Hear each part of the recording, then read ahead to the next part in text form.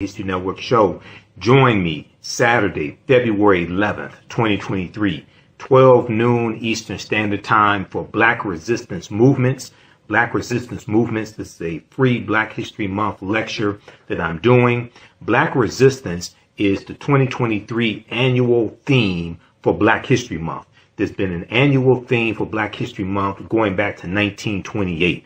Black History Month was not given to us by white people. This is something that we created. This comes from Dr. Carter G. Woodson, who co-founded the Association for the Study of Negro Life and History in 1915. The second week of February in 1926, he created Negro History Week. In 1976, it became Black History Month. We're going to deal with a history of African-American resistance movements, whether we're talking about the abolitionist movement, whether we talk about fighting against the Red Summer of 1919, whether we talk about the cooperative economics that we had, or the civil rights movement, the Black Power movement, movements like Marcus Garvey's Universal Negro Improvement Association, the Nation of Islam, etc.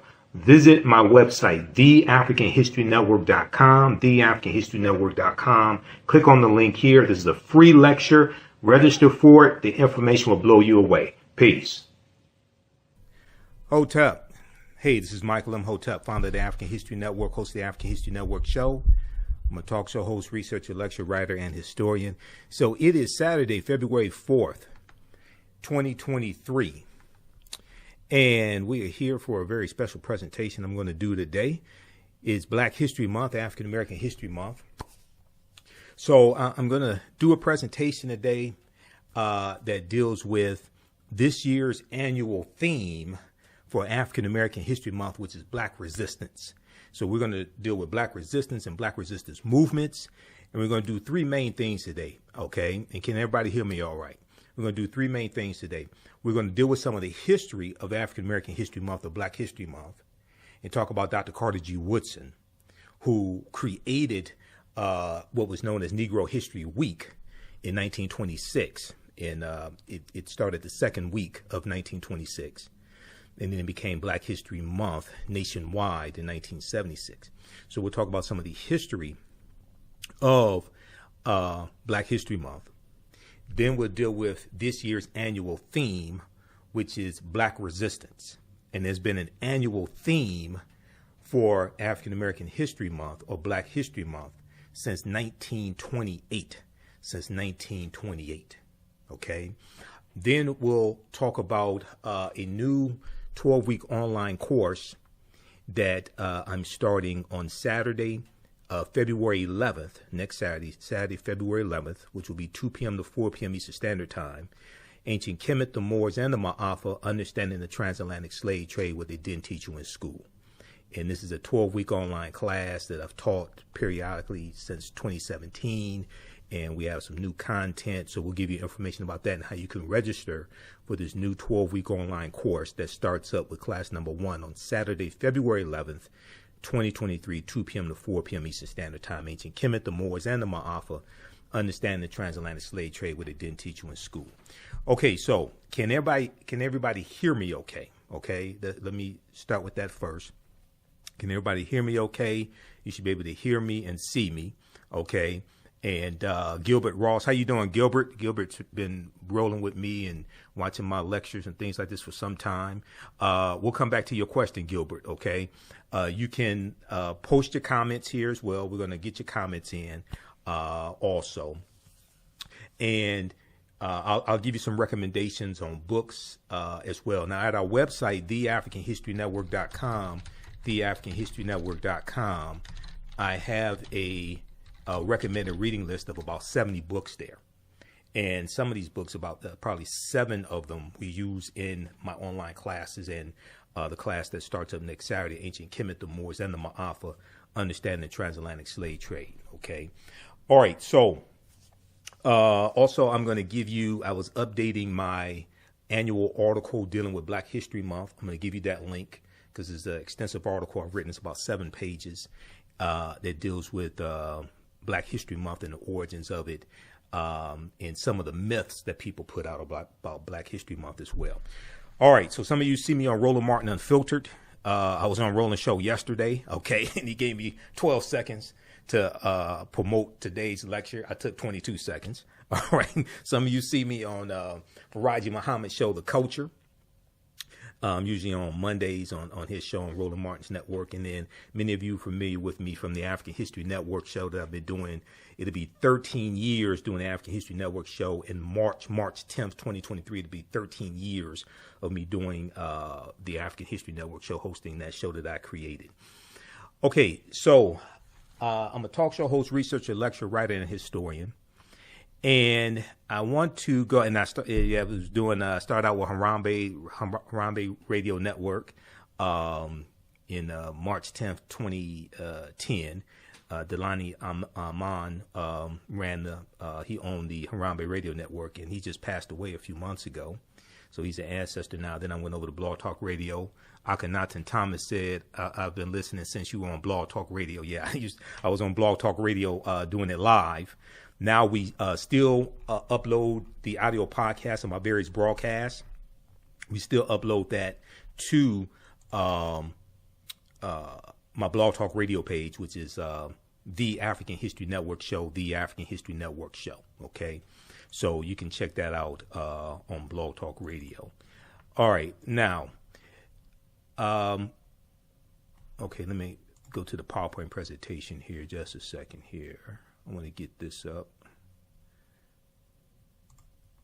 All right, so you can post your questions and comments here. We'll get to your questions and comments. I want to go to the slideshow, to the slide presentation that I have here, and I have a few different slide presentations I'm going to work between, and I have some articles I'm going to share with you as well. Whenever I have these presentations, whenever I do these presentations, whenever I speak, virtually or in public, especially dealing with African American History Month, I like to show this clip here of Malcolm X. And it's Malcolm X asking the question of who are you? Who are you? Okay. And this helps to set the tone for today's presentation, today's conversation, and for us to understand why our history is so important. Okay. So let me go to this. Let me go to this clip here. Let's see. Okay. Let me go to this clip here of Malcolm X. And this is Malcolm asking the question of who are you? You don't know. Don't tell me Negro. That's not. Oh, let me back it up here. Who are you? You don't know. Don't tell me Negro. That's nothing. What were you before the white man named you a Negro? And where were you? And what did you have? What was yours? What language did you speak then? What was your name? It couldn't have been Smith or Jones or Bunch or Powell. That wasn't your name. They don't have those kind of names where you and I came from. No, what was your name? And why don't you now know what your name was then? Where did it go? Where did you lose it? Who took it? And how did he take it? What tongue did you speak? How did the man take your tongue? Where is your history? How did the man wipe out your history? What did the man do to make you as dumb as you are right now?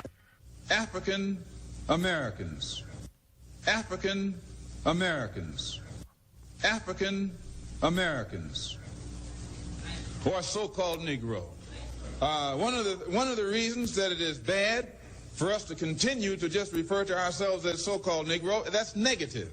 When we say so-called Negro, that's pointing out what we aren't, but it isn't telling us what we are. We are African, and we happen to be in America. We're not American. We are people who formerly were Africans who were kidnapped and brought to America.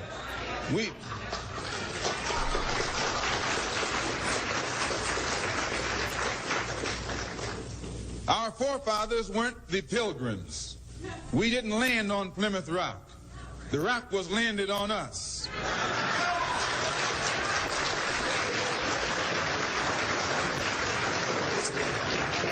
We were brought here against our will. We were not brought here to be made citizens. We were not brought here to enjoy the constitutional gifts that they speak so beautifully about today. And because we weren't brought here to be made citizens today, now that we've become awakened to some degree and we begin to ask for those things which they say are supposedly for Americans, they look upon us with hostility and unfriendliness. So our unwanted presence, the fact that we are unwanted, is becoming magnified in all of America's preachments today. All right. So that was the one and only Malcolm X. Okay, now, who has seen those two clips of Malcolm before? Or who has not seen those two clips of Malcolm before? Let me know. Have you seen those before? Besides me showing them, because I showed them in my presentations. But besides me showing them, who has seen those clips before? And the reason why I like to show those clips is because a lot of times when it comes to Black History Month, okay, African American History Month, a lot of times when it comes to this celebration, you have people who will say, like Morgan Freeman said back in 2006, I think it was 2006, I don't want a Black History Month. Or they'll say things like, why we have the shortest month of the year. They're just really ignorant things like this. Now, hopefully Morgan Freeman has learned that his comments to Mike Wallace on 60 Minutes were false. Okay, hopefully he's learned that. But when Malcolm asked this question of who are you, it starts to make you think about what happened to us and how we were stripped largely of our history, culture, language, spiritual systems, names, family ties, mores, nationality, land, etc. Okay. And he asked the question, who are you? Don't tell me Negro. What were you before the white man named you a Negro?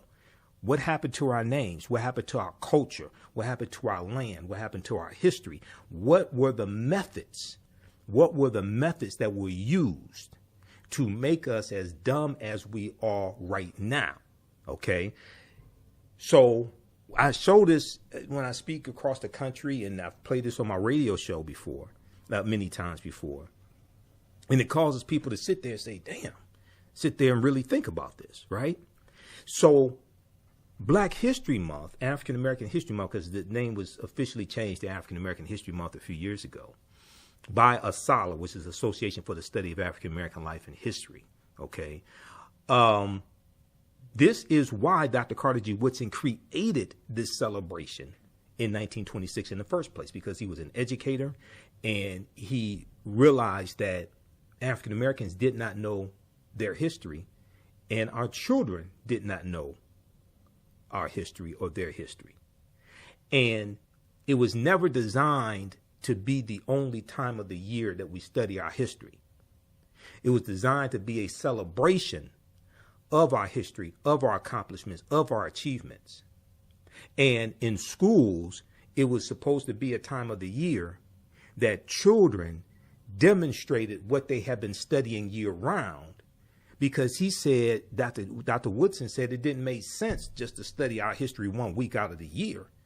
We're supposed to study our history in our schools year round, and Negro History Week was supposed to be a period of time where you have celebrations and our school children demonstrate what they've been studying year round. Okay, we have it totally backwards. We're going to get deep into this because Dr. Woodson was brilliant, and I argue he's very much underrated.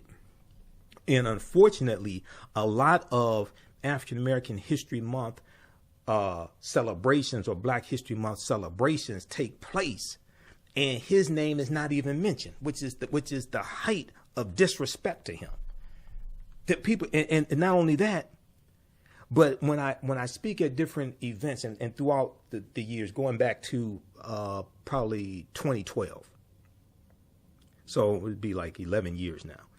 And speaking at different events, and I speak at churches also. A church, while I was playing that clip, I was responding to a text message from a deacon at a church that I've spoken at numerous times before. And he said, the pastor wants to know, you have any dates available to speak for Black History Month, right? So I speak at churches also. But usually when I speak at these different events, I ask the people, what is this year's annual theme? for Black History Month? Nobody can tell me unless they listen to my show and they don't know there's an annual theme. Okay. So now the second clip here of Malcolm is from 1963. I think that's from the Ballad of the Bullet, that second clip. One, he uses the term African American. Yeah, that's from the Ballad of the Bullet. He uses the term African American. The term African American was not created by Reverend Jesse Jackson. Please stop spreading that myth. That is blatantly false and shows a lack of understanding of history. Reverend Jackson and African American scholars reintroduced the term African American. The term African American goes back to first recorded usage, goes back to May 1782 in Philadelphia, Pennsylvania. Okay? We were using the term African American during the 1960s. Professor James Small, who's one of my teachers, has told me this personally. But as we see, Malcolm used it here because we were using that term. Also, the term Afro-American was not created in the 1960s. That dates back to the 1830s. And if you've taken the second class that I teach called From the Civil War to the Civil Rights Movement and Black Power, 1800 to 1968, we deal with the creation of the National Afro-American League in 1892, which was basically the first civil rights organization we had, 1892. This is before the NAACP. This is in 1909. This is before the Niagara Movement in 1905. Okay, the National Afro-American League in 1892. They used the term Afro-American. Then in 1898, Bishop Alexander Walters and T. Thomas Fortune created a new organization which picks up from where the National Afro-American League left off, and this is called the Afro-American Council in 1898. So we don't understand history. We don't understand our history as well as the history of this country. Okay? Now, what you do for yourself, what you do to yourself, and what you allow other people to do to you and get away with is based upon what you think about yourself. What you think about yourself is based upon what you have been taught about yourself. What you've been taught about yourself is based upon everything you've read, heard, and seen about yourself. Okay? So this is why this history is so important. African history and culture gives us our foundation. It gives us our values, our interests, and our principles, our VIPs, as the two of my teachers, Dr. Leonard Jeffries and Professor James Small, correctly teach us. It gives us our VIPs, our values, our interests, and our principles. Okay? This influences our economic empowerment and influences our political empowerment. Okay? And I'll show you the pyramid principle here as well. Okay? I'm just warming up. Okay, I haven't even. I'm just warming up. This is like the cartoon. Well, they don't show that a lot now, but this is like the cartoon before the main feature of the movie. Okay, so we're just getting warmed up. All right, you can post your questions here. We'll come to your questions here shortly. Okay, we'll come to your questions shortly. And so Malcolm used the term African American. Now I love Malcolm. You see a picture of Malcolm behind me. And also, I recommend people read this book here, Malcolm X Speaks. Of course, the autobiography of Malcolm X. That goes without saying, the autobiography of Malcolm X. But also Malcolm X Speaks, edited with prefatory notes by George Brightman, because this deals with speeches from Malcolm largely after he leaves the Nation of Islam. They have Message to the Grassroots in here from 63, Battle of the Bullet as well. And then he delivers the Battle of the Bullet March 29th, 1964, 3 days after he meets Dr. King for the first and only time, which was March 26, 1964, at the U.S. Senate debate for the Civil Rights Act. Okay, Malcolm officially separates from the Nation of Islam March 8th, 1964. So he delivers the Battle of the Bullet late March 64, and then April 3rd, 64, in Cleveland, Ohio, at Corey Methodist Church. And then April 4th, 1964, at King Solomon Baptist Church here in Detroit. And I just spoke at King Solomon Baptist Church January 1st, 2023, for the last day of Kwanzaa. All right. Now, Malcolm did not talk about the African presence in this country tens of thousands of years before even Native Americans come into existence, or tens of thousands of years ago. So we'll talk about that a little bit. So he's basically dealing with it from the perspective of the transatlantic slave trade. Yes, the transatlantic slave trade did happen, but this was our land stolen from us. African people have been in this land that we call the United States of America going back at least 51,700 years ago. And we know Native Americans and other groups called this Turtle Island. All right. But this was our land stolen from us. So if we go beyond the history of just 500 years and we go back 20,000, 30,000, 40,000 years ago, okay, we're going to see that the only people here at one point in time were African people. Okay, and the oldest remains of Homo sapiens in this land are of the Khoisan, and the Khoisan come from southern Africa, and they're the ancestors to the Ainu and the Twa. They go all around the world, and they were here in this land. Okay, so if you read the First Americans Were Africans, this book right here, The First Americans Were Africans: Documented Evidence, by one of my friends, Dr. David Imhotep, and I've interviewed him probably 13, 14 times. This came out in 2011. His new book, The First Americans Were Africans, Revised and Expanded, came out in late 2021, about October 2021 or so. This deals with that history. It's a documented history of this, okay?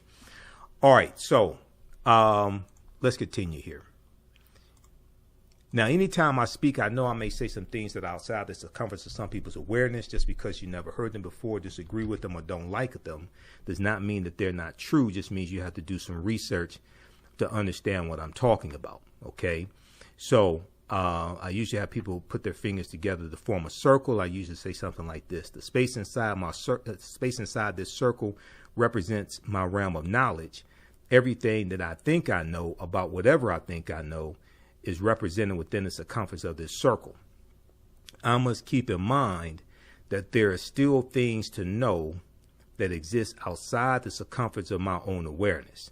Now, the reason why I say that is because oftentimes when people hear something that contradicts what they've been taught, what they believe, or what they think they know, a lot of times they automatically reject it without doing any research to determine the validity of the new information that they're learning. And at the same time, they usually don't use that same level of scrutiny to analyze, critique, or reevaluate what it is they believe or what they think they know. So just because you know everything that you know about what you know does not mean you know everything there is to know about what you know. There's still things that exist outside the circumference of your own awareness. All right. So hopefully everybody understands that. And you know, and especially I have to say this when I speak in front of groups that are of different ethnicities, races, things of this nature. Okay, because I'm not going to sit up and argue with people that don't know what they're talking about. Also, that's the other thing. So we need to really understand history and understand what we're talking about. All right. Let me. So let's continue here. So when we look at Dr. Carter G. Woodson and the creation of Negro History Week, and I hear, you know, uninformed people saying so many negative things about Black History Month and Dr. Woodson, things of this nature. Okay. So it's important to really understand this history. Dr. Woodson founded Negro History Week in 1926. He explained the reason behind the celebration in a pamphlet widely distributed months before the first celebration was to take place during the second week in February in 1926. And it was taking place in commemoration of Frederick Douglass's and Abraham Lincoln's birthdays. Okay, Frederick Douglass assumed the birth date of February 14th. Douglass didn't know his exact birth date. He didn't know the exact year he was born. So Frederick Douglass assumed the birth date of February 14th, and Abraham Lincoln's birth date is February 12th. All right, so Dr. Woodson chose the second week in February because there were already celebrations going on in the African American community surrounding those two birth dates. Okay, African Americans have been celebrating Frederick Douglass' birthday since Douglass dies in 1895. So starting right around the time Douglass passes away or the next year, we have celebrations on or around Frederick Douglass's birthday. Then also you have those taking place on or around Abraham Lincoln's birthday. These are taking place already in the African American community. So because you have these celebrations already taking place, Woodson chose the second week of February to have the celebration and ride that momentum. You already have people coming together, things like this. So we can also deal with African American history at the same time. He didn't choose it because it's the shortest month of the year. Has nothing to do with that. He didn't ask permission from white people if we could have a Negro History Week, which becomes Black History Month. We didn't get permission from white people to do this. This is something that we created, and this comes out of the Association for the Study of Negro Life and History that he co-founded, and he was the principal founder, but he co-founded it September 9th, 1915. And this comes out of a whole African American resistance movement. And this is like the academic, intellectual resistance that we're dealing with. Okay. In 1915, this is the beginning of the Great Migration. Okay. Which is basically about 1915 to 1970. And you have about 6 million African Americans who migrate from the South up north and out west. And the Great Migration totally changes the history of this country. This is also, 1915 is also the 50th anniversary of the Civil War, for all practical purposes coming to an end, basically April 9th, 1865, when General Robert E. Lee surrenders to General Ulysses S. Grant in Virginia, Appomattox Courthouse in Virginia. 1915 is the 50th year anniversary also of the 13th Amendment to the U.S. Constitution, which was ratified December 6, 1865, which legally ends chattel slavery in this country. So 1915 is a very pivotal year in this country. Okay. And then we know in also in February 1915, you're going to actually February 8th, 1915, a movie is going to debut from director D.W. Griffith, which revolutionizes motion pictures. It's called The Birth of a Nation. The Birth of a Nation, which debuts February 8th, 1915. Okay. And the first 30 days that this movie was out, the movie was called The Klansman. And this movie is going to help rejuvenate the Ku Klux Klan in this country. It's The Birth of a Nation. So this is this is the whole climate that Dr. Woodson is creating the Association for the Study of Negro Life and History. All right, so Dr. Woodson explained that the reason behind the celebration in a pamphlet widely distributed months before the first celebration was to take place during the second week in February 1926. Okay, in commemoration of Frederick Douglass's and Abraham Lincoln's birthdays. Now, Dr. Woodson exclaimed that blacks knew, quote, practically nothing, end quote, about their history. Blacks knew practically nothing about their history. He ultimately believed that African Americans could benefit immensely from knowledge of their past and accomplishments of their ancestors. Dr. Woodson believed immensely that African Americans could gain knowledge, could benefit from knowledge of our past and accomplishments of our ancestors.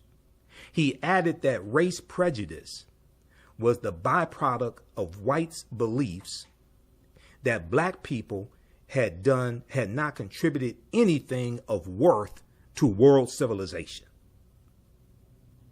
So what he's talking about is how stereotypes of African Americans, and some of these stereotypes developed during slavery, okay, And we see this represented like in the minstrel shows. And the minstrel shows go back to about 1828, 1829. A man named T.D. Rice, Thomas Dartmouth Rice. He creates the Jim Crow character. And the legend goes that he saw an African-American teenage male tending to animals, probably was a enslaved African. And the African American teenage male is singing a song, "Turn around, jump around, I jump just so. Every time I turn around, I jump Jim Crow." So T.D. Rice creates this Jim Crow character. He puts on tattered, torn clothes. He puts on blackface to imitate the complexion of African Americans. Okay, and he puts on probably red lipstick to accentuate the lips. And he adopts a Southern dialect. And he does this Jim Crow character, which dehumanizes African Americans and is imitating enslaved Africans. This is 1828. This is during slavery in this country, still in the South. Majority of northern states have already abolished it by this time, but many of them are still profiting off of slavery, like New York and Rhode Island and New England with their textile mills, producing cotton, things of this nature. The banks in New York, Wall Street in New York, things like this, they're still profiting off of slavery, even though they have abolished slavery in the North. And then you're going to have other white men who copy what T.D. Rice is doing. And T.D. Rice is known as the father of the minstrel shows and the father of minstrelsy. And the minstrel shows travel around the country, north and south, but also travel into Europe. And this becomes one of the most popular forms of entertainment in the country. And it's based upon the dehumanization of African Americans and showing us as being ignorant and dim-witted, stupid, things of this nature. So what Dr. Woodson is saying is that because African American history has been suppressed, this allows the stereotypes and the lies and things like this of our people to be projected, not just projected in this country, but actually exported around the world. So Dr. Woodson added that race prejudice was the byproduct of whites' beliefs that black people had not contributed anything of worth to civilization. Okay, now, Dr. Woodson argued that if the historical record was set straight, and that if the history of black people were studied along with the achievements of others in schools, not only would African American youth develop a sense of pride and self-worth, but racism would also be abolished.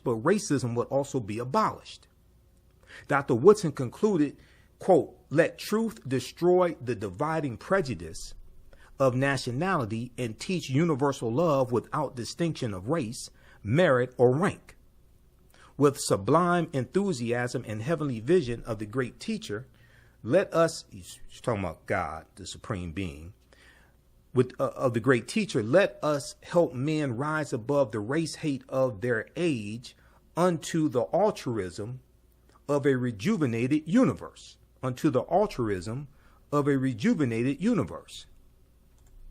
Now, Negro History Week, as it was originally known, was the first major achievement in popularizing black history and was unique in that it focused on African American youth. Dr. Carter G. Woodson realized that the miseducation of African Americans, African people, began in their homes, communities, and elementary schools. Dr. Woodson's vision of Negro History Week was optimistic, strategic, and long-term. He wanted this modest week-long celebration to serve as a stepping stone toward the gradual introduction of black history into the curricula of all levels of the U.S. educational system. And Dr. Woodson felt that the history of African Americans had to be taught in all schools across the country, not just schools where we had a large population or not just schools that we went to, but he felt that everybody, regardless of race, ethnicity, needed to understand African American history. And he's absolutely correct. And one of the reasons why is because the way you treat a people is largely based upon what you think about a people. What you think about a people is largely based upon what you know about a people. What you know about a people is largely based upon what you've read, heard, and seen about a people. So if you have negative stereotypical images of African Americans that are projected, and African American history is not taught in a lot of schools across the country, or if it is taught, is very shallow, very watered down, and it centers around slavery and the civil rights movement. It doesn't focus on the accomplishments and achievements of African Americans. It doesn't deal with civilizations that African people ruled prior to slavery beginning, whether we talk about Ghana, Songhai, Mali, whether we talk about Great Zimbabwe, whether we talk about in Southern Africa, whether we're talking about Nubia, Ta-Nehisi, Ancient Kemet, Abyssinia, any of these various civilizations. We talk about Axum, whether we deal with Carthage, Hannibal Barca, and the Carthaginians. If you're framing our history based upon being conquered by Europeans and in shackles and chains and brought to this country. This is one of the problems I have with the 1619 project. Even though there are some good things in there, my argument is even the history of this country does not start with the enslavement of African people. So why are you starting out with the enslavement of African people in this country? African people have been in this country going back tens of thousands of years ago. Yes, 1619 happened. Yes, it's important to understand.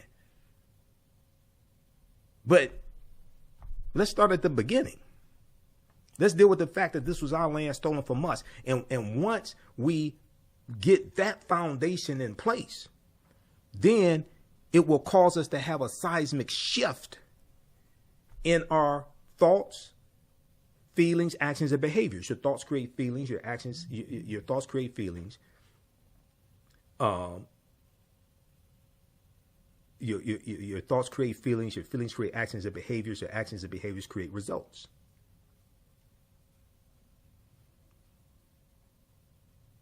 When we understand that we did not first come here conquered and shackled and chained, when we stop saying things like Columbus discovered America and Columbus never came to this land that we call the United States of America, the closest he came here was Cuba, which is about 90 miles away.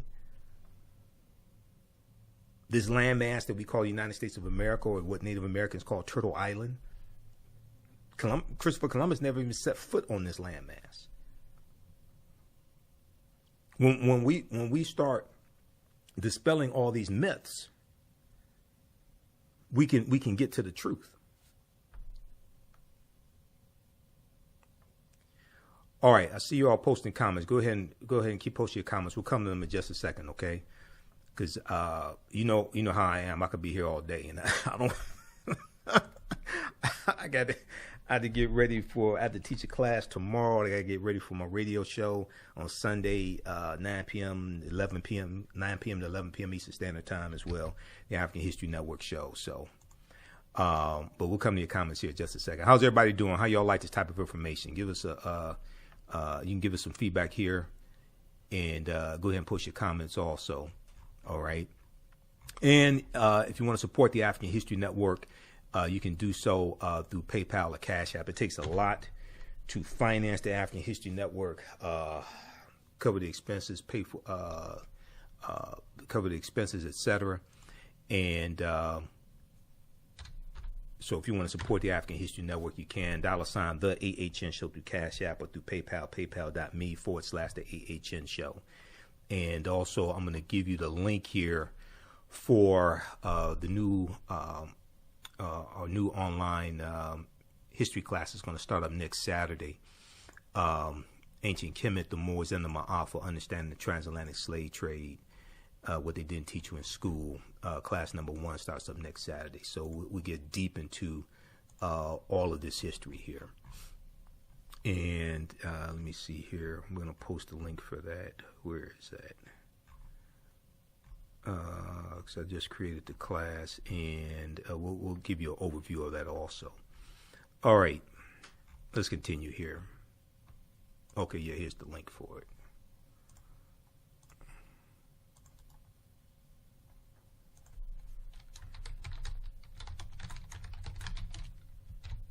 Okay, and that course is on sale $80, regularly $130. I just posted a link here for it. Okay, Dr. Woodson hoped that Negro History Week would evolve into Negro History Year. Dr. Woodson hoped that Negro History Week would evolve into Negro History Year, as he affirmed from time to time.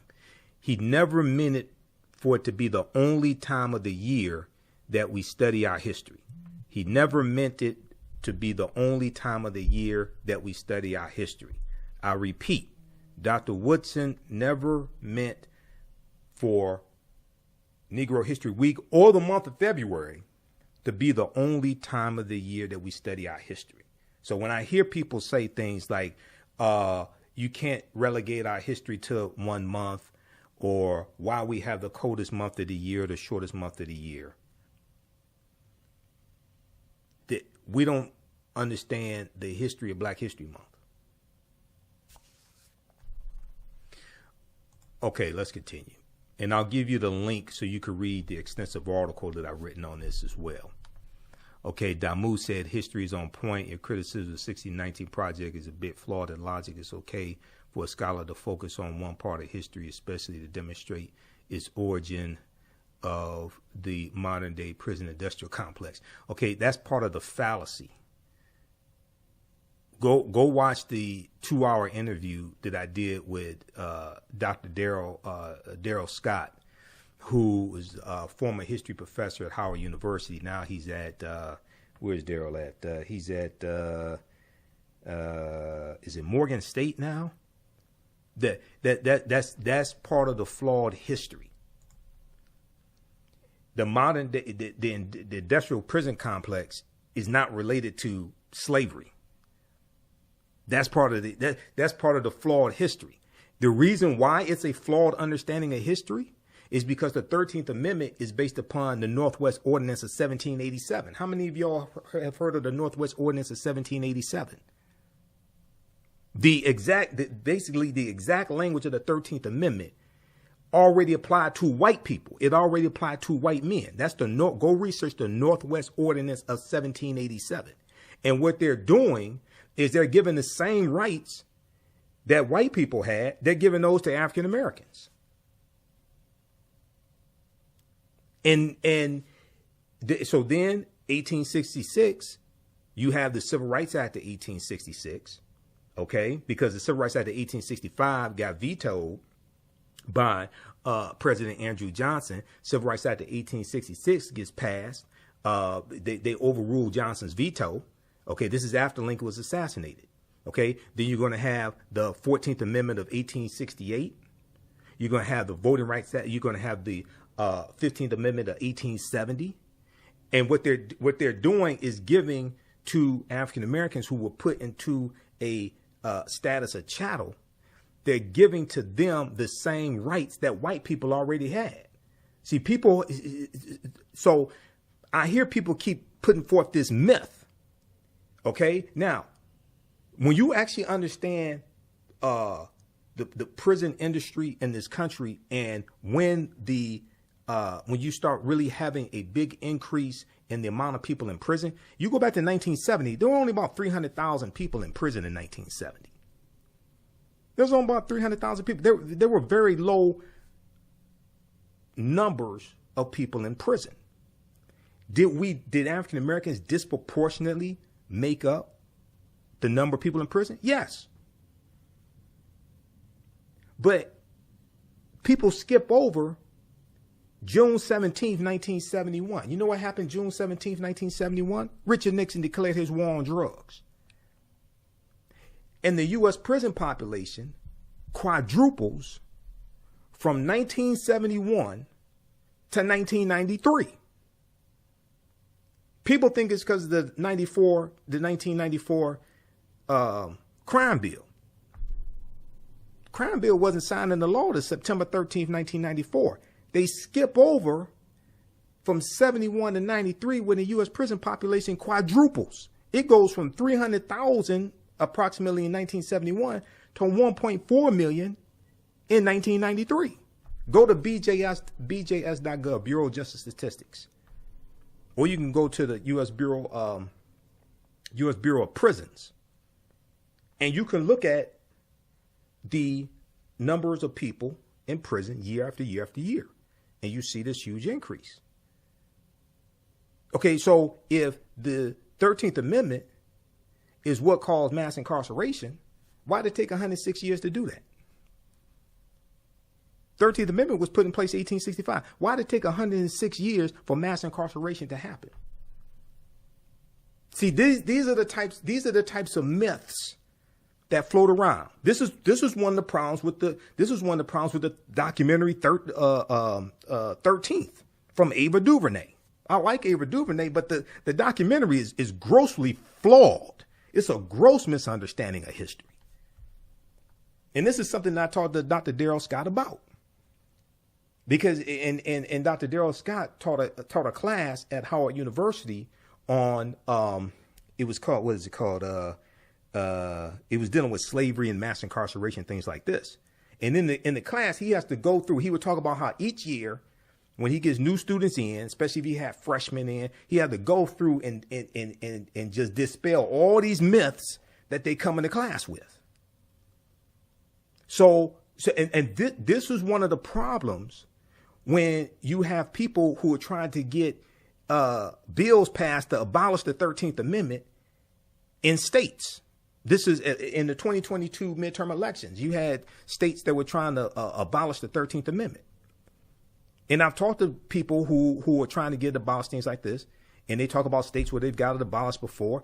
I asked them a very simple question. Okay, so in the states where you got the 13th Amendment abolished, how many people? You say slavery's still legal, and you're saying, okay, there's a relationship between the 13th Amendment and the U.S. prison population and mass incarceration, all this stuff, all right? Okay, so let me ask you a question. How many people were slaves before you got the 13th Amendment abolished in those states? And then how many people were freed the next day after you got the 13th Amendment abolished? How many people, if you're saying that the 13th Amendment still legally enslaves people, and you're saying we need to abolish it, okay, what was the effect in those states of you abolishing it? How many people were freed the next day after it was abolished? How many people were freed the next month? How many people were freed the next year? Not because they were scheduled to be paroled, but because you abolished the 13th Amendment. Where's your evidence? How many privatized prisons did you get shut down in those states because you abolished the 13th Amendment? If you're saying that the privatized prisons, if you are saying the reason why the privatized prisons can quote unquote enslave people is because of the 13th Amendment, then in those states where you got it abolished, how many of those privatized prisons did you get shut down? How many prisons did you get shut down? Show me what changed after you abolished what you said caused all this. We're confusing changing language with actually changing laws that have some type of impact. We're confusing the two because we don't understand history. This is the difference. This is the difference between understanding activity and productivity. When you don't understand history and law, you get caught up in activities that don't produce results. A lot of those people mean well. A lot of those people are committed to mean well. They don't understand history and law. And most of our people have never heard of the Northwest Ordinance of 1787 because most of our people don't understand history. Okay, let's continue. Dr. Woodson hoped that Negro History Week would evolve into Negro History Year, as he affirmed from time to time. Dr. Woodson consistently instructed those observing the week that they needed to diligently prepare for the celebration months in advance, and that after mid-February, They needed to continue acknowledging the role of African descendants in the world, in world history. So he's talking about year round. The whole way, largely the whole way that we celebrate Black History Month is wrong. One, we don't honor Dr. Carter G. Woodson. Don't deal with his history. Don't talk about the Association for the Study of African American Life and History, which started out as Association for the Study of Negro Life and History. Don't deal with any of that. Don't deal with the annual theme. And it's been the annual theme since 1928. I'm going to come to the annual theme in just a minute. We're going to go through and look at the annual theme, because that annual theme, I would argue, helps to set a tone for the entire year and what you focus on the entire year, not just the month of February.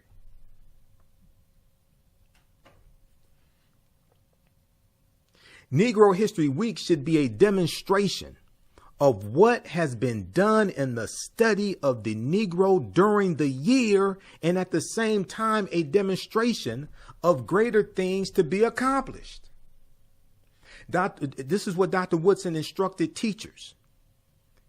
He said, quote, "A subject which receives attention 1 week out of the 36 will not mean much to anyone." Because when you research him, and Dr. Pero Dagbovie, Michigan State University history professor in the history department. I met Dagbovie. I bought his book, Carter G. Woodson in Washington, D.C., The Father of Black History. Read that book. Because our whole understanding largely of this is backwards. And Woodson was saying, look, you have to teach this history to our children year round and other children year round. He said that 1 week out of the year, second week in February, that should be a period of time when the children are demonstrating what they've been studying year round.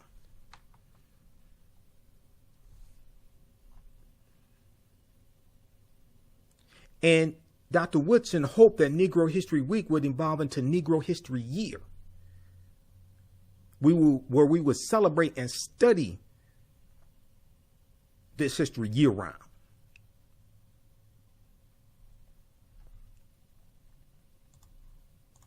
Now, I talked about the pyramid principle. When two of my teachers teach, Dr. Leonard Jeffries and Professor James Small, and Professor James Small is the historical consultant on my favorite TV show, Godfather of Harlem. It was on Epix, now it's MGM, the MGM Studio app or MGM Studio channel, Godfather of Harlem. How many people watch Godfather of Harlem? It deals with fictitious encounters, some historical, but it deals with the relationship between Bumpy Johnson, gangster Bumpy Johnson, Adam Clayton Powell Jr., and Malcolm X in the 1960s in Harlem. It starts out in 1963 with Bumpy Johnson being released from prison. Okay, Godfather of Harlem, fantastic show. And so I'm digging through a stack of books, looking for two books here. Professor James Small is the historical consultant on the show. All right, now, when we look at the pyramid principle, the foundation of the pyramid is African history and culture. It's African history and culture that gives us our VIPs, our values, our interests, and our principles. This influences our economic empowerment and our political empowerment. Okay, it influences how we engage in economics, how we engage in business, the types of businesses we have, the economic institutions that we have, things like this. That all comes from our understanding of history and culture. It's African history and culture that gives us our self-esteem, our self-development, our self-worth. This also influences our political empowerment and how we engage in politics. and understanding political structures. Politics is more than just voting. Voting is very important, okay? Because the policies that we want to get put in place, somebody has to write that legislation and vote on that legislation, okay? So voting is extremely important. But politics is the legal distribution of scarce wealth, power, and resources, and the writing of laws, statutes, ordinances, amendments, and treaties, their adoption, interpretation, and enforcement. This is what politics is. Voting is one part of politics, is a very important part of politics. But politics is the legal distribution of scarce wealth, power, and resources, and the writing of laws, statutes, ordinances, amendments, and treaties, their adoption, interpretation, and enforcement.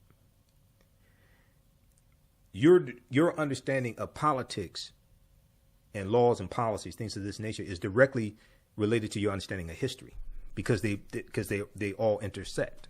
They're all intertwined. So if you don't understand history, you're not going to understand politics. You're not going to understand the laws that come about because of historical events, historical conditions, etc. And laws and policies shape conditions. Out of those conditions, you have movements that take place. And the movements take place to address the conditions that were created by the laws and policies, and they work to get new laws and policies put in place to change conditions. So you have a cycle, and you have the connection between historical events, conditions, laws, and policies. Okay, so we have to understand all of that to understand how this works together, for us to understand how to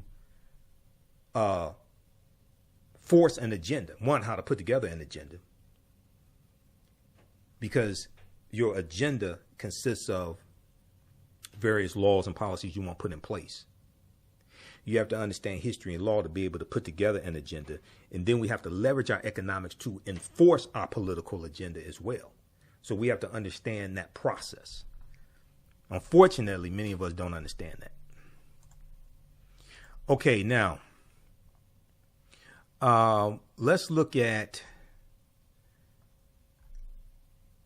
this year's theme for Black History Month, African American History Month. I'll come to your comments here in just a second. Okay, I want to get through this because I have a lot of information to get through, and I want to kind of like stay on time. I don't want to go too far over time because I have a lot of information to get through. Also, I forgot to tell you what we're going to do. What I decided to do in putting all this together, I always have more information than time. So what I've decided to do is I'm going to make we're going to do a presentation dealing with this year's theme of African American History Month. We're going to do a presentation each Saturday in February. So the other presentations should be probably 12 noon on Saturday. So you'll get a notification from me about that. Also, sign up for my email newsletter.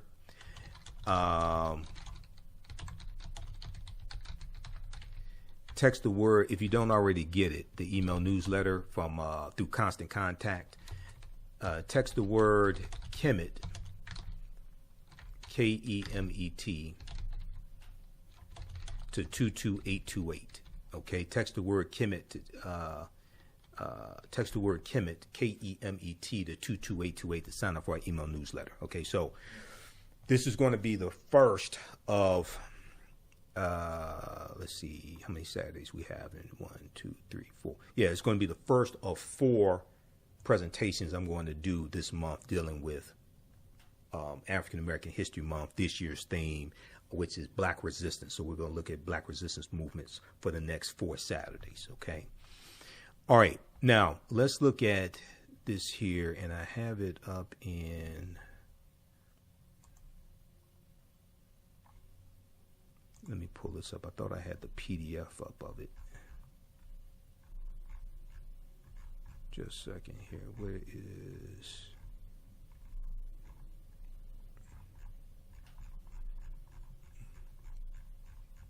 Okay, let me pull this up. Okay, right here.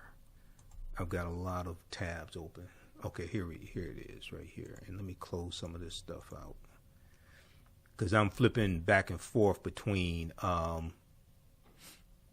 Google Chrome and Firefox. So those that watch my show and take my classes, you all know how I do. Okay. All right, let's look at this here.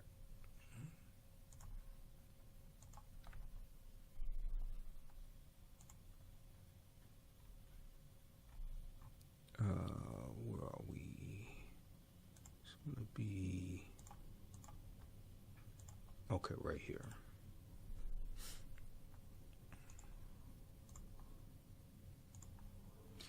All right, so this comes from ASALH, the Association for the Study of African American Life and History, which is the organization that Carter G. Woodson co-founded September 1915. This deals with this year's annual theme of for African American History Month, which is Black resistance. Black resistance. African Americans have resisted, and let me increase the size of this so you should be able to see this all right. African Americans have resisted historic and ongoing oppression in all forms, especially the racial terror, especially the racial terrorism of lynching, racial pogroms, and police killings since our arrival upon these shores. I will rephrase that and say since Europeans got here, because African people were already here. Okay, you skip over the presence of the African Moors that were here also. Okay, and in my classes we look at the Virginia slave codes of 1705 in Virginia. In the Virginia slave codes of 1705 make a distinction between Negroes and Moors because the African Moors were here. All right, so let's say since Europeans got here, because they are the Johnny-come-latelys. These efforts have been to advocate for dignified, self-determined life in a just democratic society in the United States and beyond the United States political jurisdiction. The 1950s and 1970s in the United States was defined by actions such as sit-ins, boycotts, walkouts, strikes by African Americans and white allies in the fight for justice against discrimination in all sectors of society, from employment to education to housing. Okay, 1950s, 60s, and 70s. African Americans have had to constantly push the United States to live up to its ideas of freedom, liberty, and justice for all. Systemic oppression has sought to negate much of the dreams of our griots like Langston Hughes and Zora Neale Hurston, and our freedom fighters like the Reverend Dr. Martin Luther King Jr., Septima Clark, and Fannie Lou Hamer. Okay, and Fannie Lou Hamer fought to realize. African Americans have sought ways to nurture and protect Black lives and for autonomy of their physical and intellectual bodies through armed resistance, voluntary immigration, voluntary leaving the country, voluntary immigration, nonviolence, education, literature, sports, media, and legislation and politics. African Americans led institutions and affiliations have lobbied, litigated, legislated, protested, and achieved success. Okay, now when they go to, let me just back up one quick second here.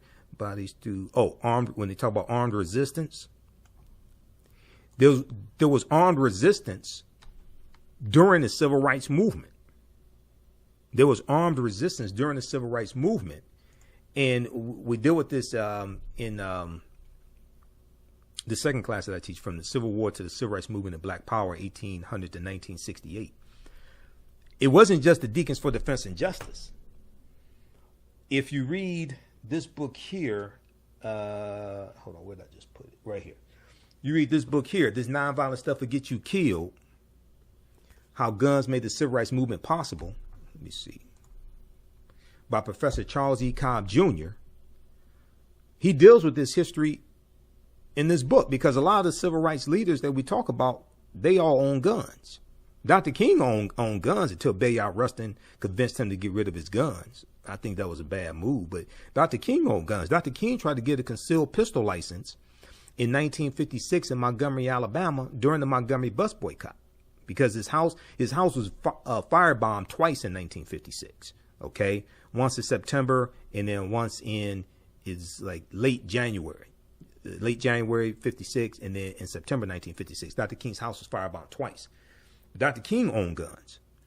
When you really understand that this book right here and the armed resistance that African Americans waged during the civil rights movement, and we used guns to protect the civil rights workers, because we knew we could not, generally speaking, oftentimes we knew we could not rely upon the local sheriffs and the local police to protect civil rights workers from the white supremacists, from the Ku Klux Klan, from the bigots, things like this. So we formed groups, we armed ourselves, and we protected the civil rights workers and protected ourselves. This nonviolent stuff would get you killed. How guns made the civil rights movement possible. Now, Professor Charles E. Cobb Jr., okay, is the author of this book, and he was a field secretary for SNCC, Student Nonviolent Coordinating Committee, for 5 years in rural Mississippi, organizing African Americans to register to vote and organizing for,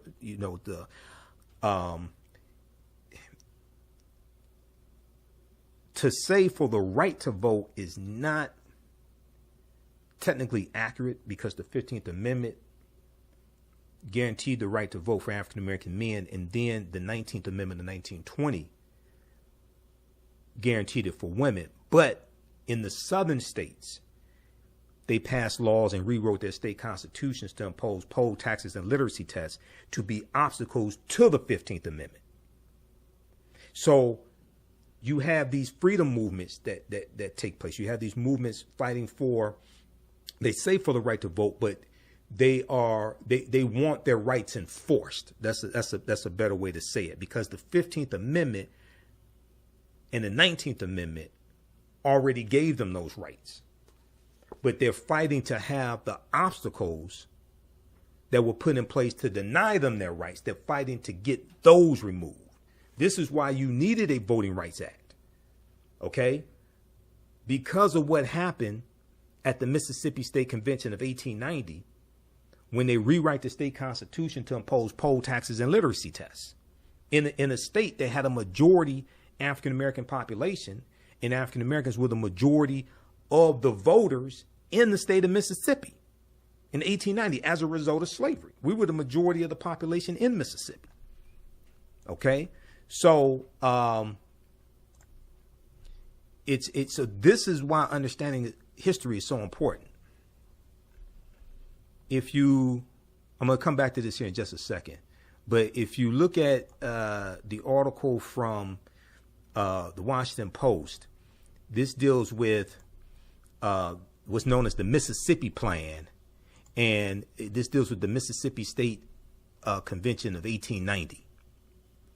And you hear me talk about this a lot. This is where Isaiah T. Montgomery, who was the only African American in the at the Mississippi State Convention, he voted along with the white supremacists to impose poll taxes and literacy tests to suppress the votes of African Americans.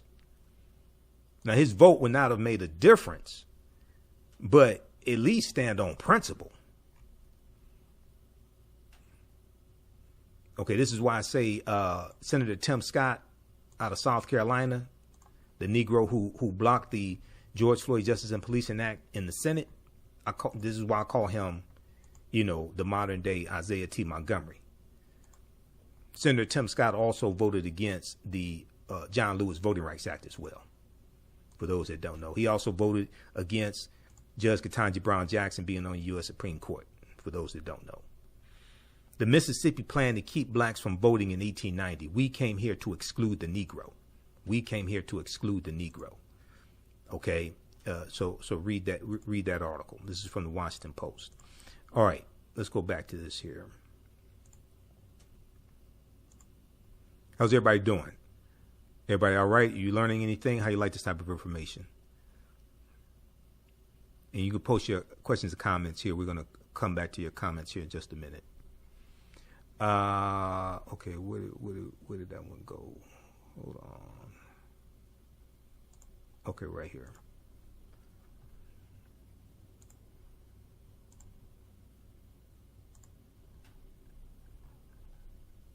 Okay, no, that's the wrong one. I want my... This is what I want right here.